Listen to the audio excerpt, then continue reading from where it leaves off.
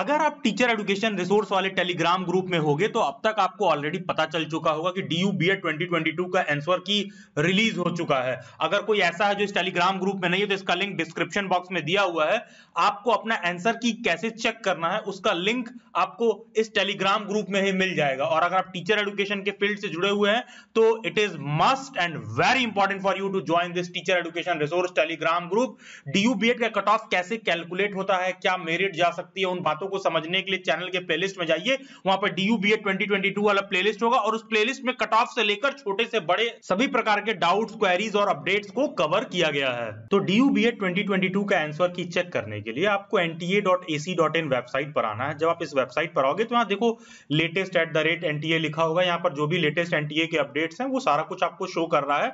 तो DU BEd का answer की आपको यहाँ पर देखने के लिए मिलेगा display of provisional answer keys, question paper और रिकॉर्डेड रिस्पॉन्सेज। जो भी आप लोगों ने रिस्पॉन्स दिया था, जो भी एग्जाम में जो आप लोगों का शीट है जिसको आपने एग्जाम में दिया था, वो भी आप चेक कर सकते हो क्या क्या आंसर आपने मार्क किया था।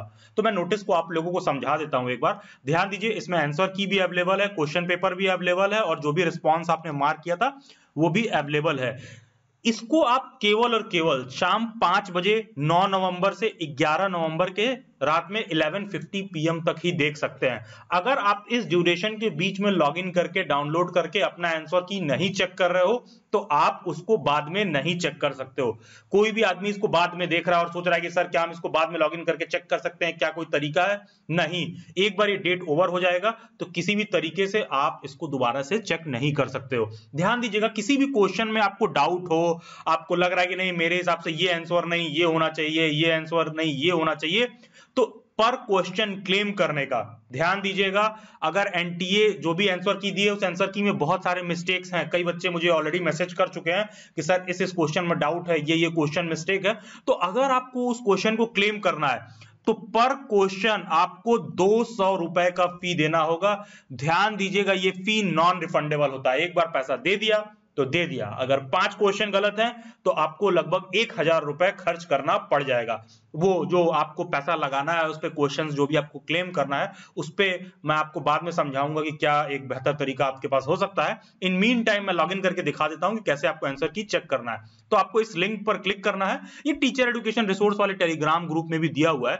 जब आप इस लिंक पर क्लिक करोगे तो यहां पर आपको अपना फॉर्म नंबर फिल करना है और डेट ऑफ बर्थ फिल करना है। ध्यान दीजिएगा, फॉर्म नंबर और डेट ऑफ बर्थ में पहले ईयर, फिर मंथ, फिर डेट। तो यहां पर मैंने एक लॉगिन डिटेल फिल कर लिया है। मैं आपको लॉगिन डिटेल लॉगिन करके शो कर दे रहा हूं कैसे कैसे आपको सारा कुछ चेक करना है। तो लॉगिन करने के बाद आपके आगे कुछ इस तरह का विंडो ओपन हो जाएगा जहां पर जो भी आपने आंसर की मार्क किया है आप अपना रिस्पॉन्स शीट इस पे क्लिक करके डाउनलोड कर सकते हो।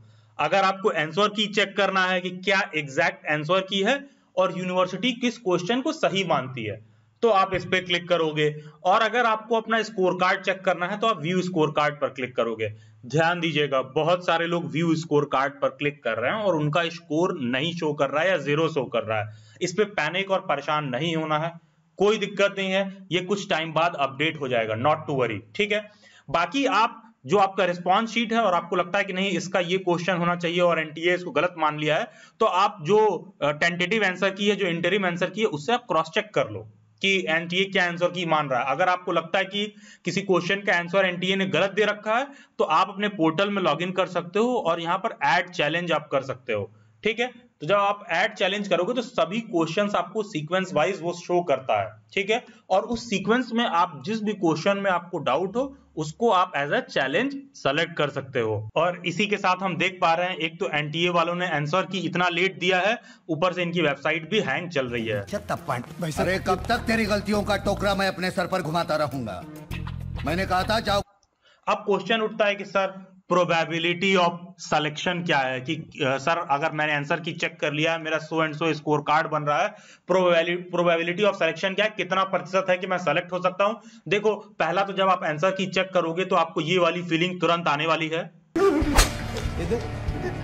अरे अभी से देख, आराम से देख, आराम से देख, आराम से देख।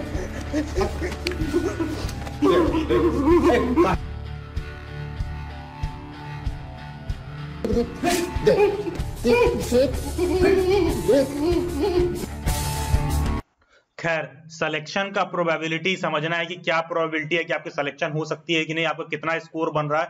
सबसे पहला तो जब आप कमेंट करोगे नीचे डिस्क्रिप्शन नीचे जब कमेंट सेक्शन में आप कमेंट करोगे तो ध्यान देना आप इस फॉर्मेट में कमेंट करना, इससे पता चलेगा कि और लोगों ने भी कितना अटेम्प्ट किया है।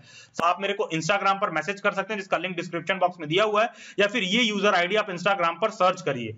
ध्यान दीजिएगा, एक क्वेश्चन क्लेम करने के लिए जो आपको फीस देना है वो है 200 रुपए। तो मान लो अगर क्वेश्चन पेपर में 5 मिस्टेक हो गया तो अब आप 1000 रुपए खर्च करके क्वेश्चन थोड़ी ना क्लेम करने जाओगे।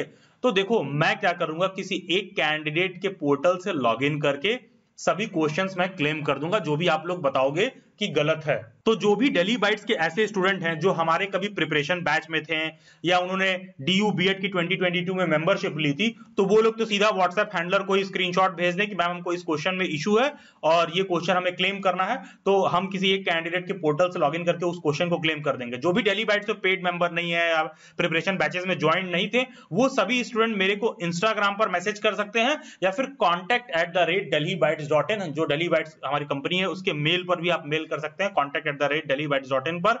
तो वहां से भी हम आपके जो भी क्वेश्चंस होंगे उसको एंटरटेन कर लेंगे। अब पॉइंट ये उठता है, क्या सर सभी कैंडिडेट को क्लेम करना जरूरी है कि क्या जो क्लेम करेगा केवल उसी का नंबर इंप्रूव होगा, या फिर एक बच्चे ने भी क्लेम कर दिया है और उस क्वेश्चन में कोई चेंज होगा तो उसका एडवांटेज सबको मिलेगा? देखिए, अगर किसी एक क्वेश्चन में गलती है और किसी एक बच्चे ने भी उसको क्लेम कर दिया है और एनटीए अगर करेक्शन जारी करता है तो जितने बच्चों ने फॉर्म फिल किया है सबका, आई रिपीट, सबको उसका बोनस मार्क्स मिलेगा। तो ऐसा कुछ नहीं है कि आपने नहीं क्लेम किया तो आपको बोनस मार्क्स नहीं मिलेगा और अगले ने क्लेम कर दिया तो उसको मिलेगा। तो कहने का मतलब क्या है कि जब आप सारा क्वेश्चन मेरे पास सेंड कर दोगे, किसी एक कैंडिडेट के लॉगिन से मैं क्लेम कर दूंगा, तो होगा क्या कि सभी क्वेश्चन एनटीए के नोटिस में आ जाएंगे और मोर और लेस जब उसमें अगर कोई भी चेंजेस होगा तो वो question sure shot NTA change कर देगा और सबके ही डिटेल में वो चेंज हो जाएगा। Subscribe daily bytes, stay tuned, stay updated, do comment your views. God bless you all and have a nice day.